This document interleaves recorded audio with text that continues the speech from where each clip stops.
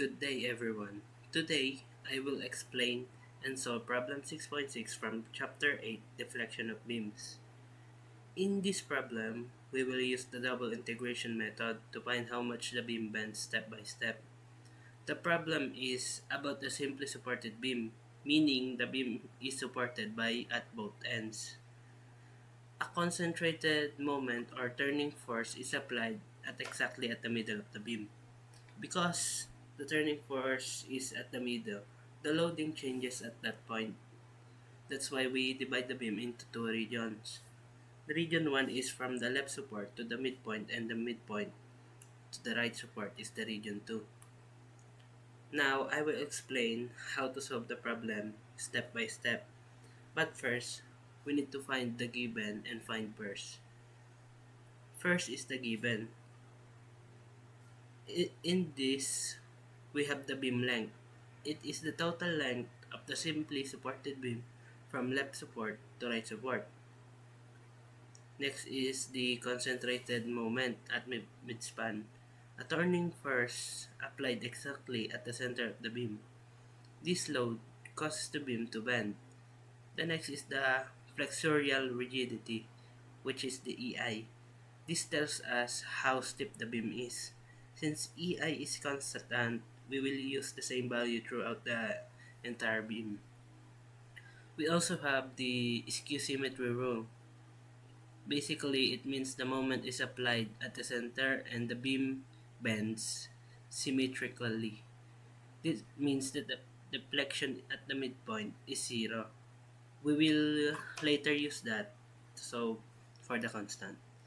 And now we will define is the location of the maximum deflection, the point where the beam bend the most, and the maximum deflection, the largest amount of bending that is possible from the beam. Now first, we will need to find the support reaction. These are the forces from the support that hold the beam up or down. And how do we get this? We will use the equilibrium rule, which means that any object that does not move, it is equals to zero. In the first one, we have the sum of all turning forces about the left support is equals to zero. We will write the reaction of the right support times beam length minus concentrated moment is equals to zero. Then we will just move the numbers and we will get the answer that right support is equals to concentrated moment divided by the beam length. Now, we will sum up all the up and down forces equals to zero. We will write the reaction of the left support plus the reaction of the right support is equals to zero. We will just simplify it and we will get the answer. Reaction of the left support is equals to negative concentrated moment divided by the beam length. We have the negative answer because the first force is downward while the other is upward. Next, we will make a bending moment equation for each region.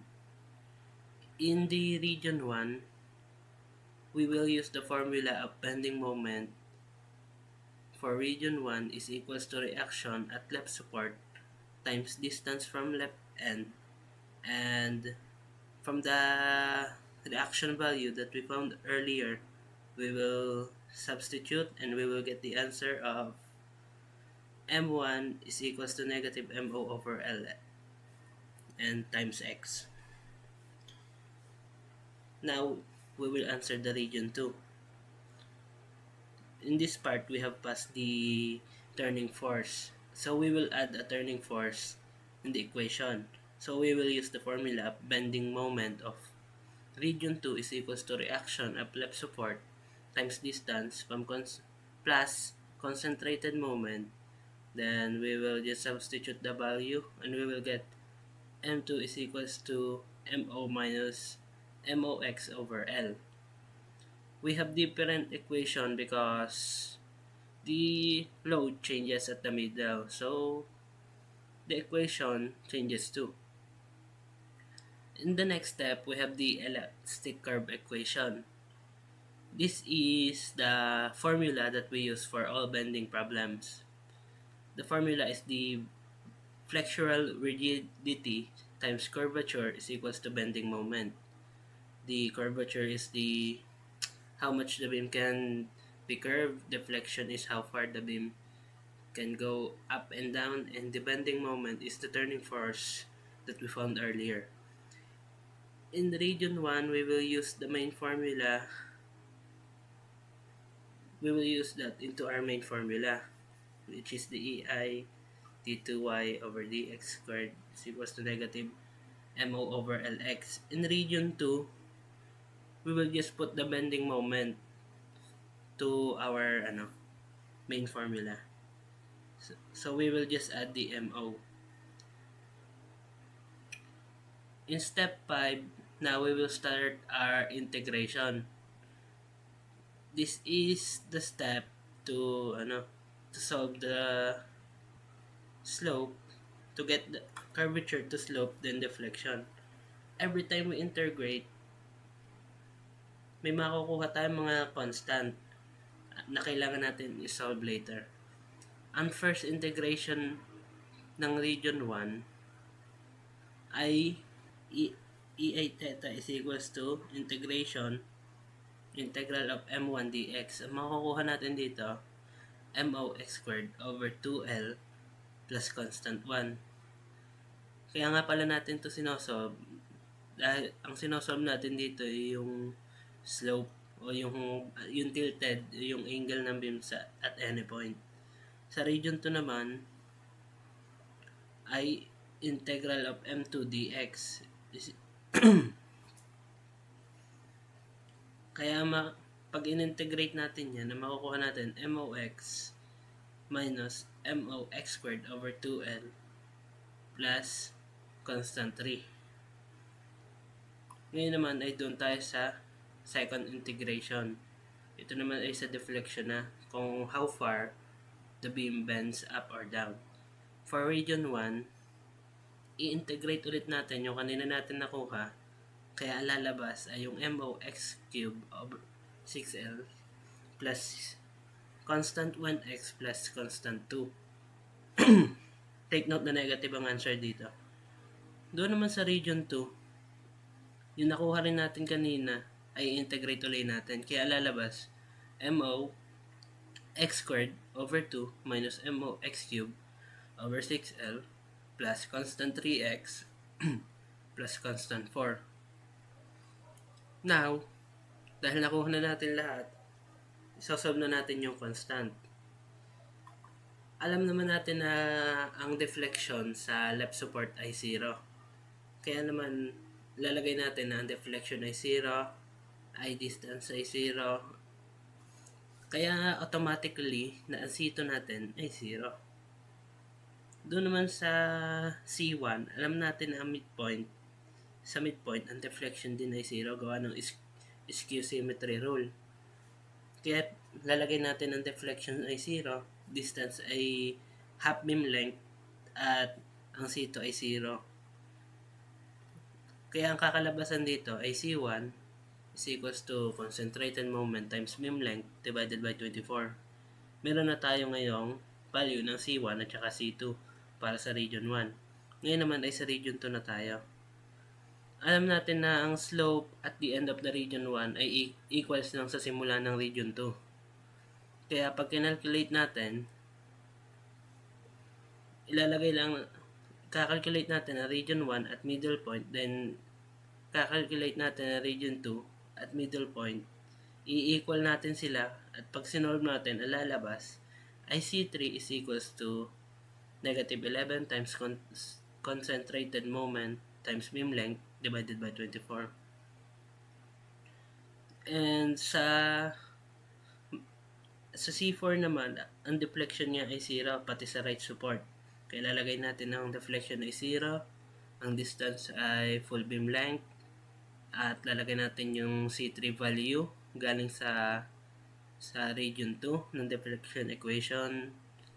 Kaya isosolve natin, ang kakalabasan C4 is equals to concentrated moment times beam length squared divided by 8. Ngayon, meron na tayong value sa region 2, constants.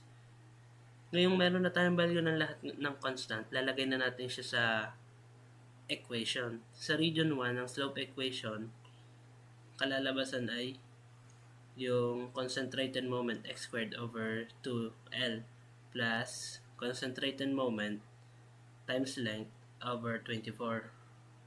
Sa deflection equation naman ay ang kakalabasan ay negative concentrated moment x cubed over 6L plus concentrated moment L over 24x times x. Sa region 2 naman ng slope equation, ang kalalabasan ay concentrated moment x minus concentrated moment x squared over 2L minus 11 concentrated moment L over 24. Sa deflection ay concentrated moment x squared over 2 minus, to simplify, tatawagin ko na lang siyang MO x cubed over 6L minus 11 MOL over 24 times x plus MOL squared over 8. Ngayon, isosolve na natin yung maximum deflection, yung location at saka value niya. Yung sa maximum bending, pag ang slope ay 0, hindi nagtitilt siya. Hindi nagtitilt ng one way. Kaya, mas madali na gamitin lang natin yung region 1. At iset natin yung slope equation sa region 1 to 0. Aalsin na rin natin yung same term ng both side at sisimplify natin at yung negative MOX squared over 2L plus MOL over 24 equals 0. Pag sinimplify natin, lalabas ay x is equals to L over 2 square root of 3. Pag naman, dahil nga skew method to, imi-mirror lang natin to. Pag minirror natin, x is equals to L minus yung nakuha nating value na L over 2 square root of 3. Kaya pag kinalculate mo siya, ang kalalabasan niya 0.7113 L. Ngayon naman, lalagay natin yung nakuha nating distance into region 1 deflection equation. Ngayon, yung nakuha nating equation, simplify lang natin. Then, makukuha natin MOL squared over 72 square root of 3. Bawal ang may square root sa baba, i-rationalize natin. Ita-times natin sa square root of 3. Parehas ang denominator ng numerator. Lalabas ay square root of 3 MOL squared over 216. Ngayon, may final answer na tayo sa locations at saka maximum deflection. Sa x ay 0.2887 L at saka 0.7113 L. Sa maximum deflection naman ay square root of 3 MOL squared over 216. So, ngayon ay napakita ko na ang step by step ng pagsasagot gamit ang double integration method na tinuro sa chapter 8. Thank you.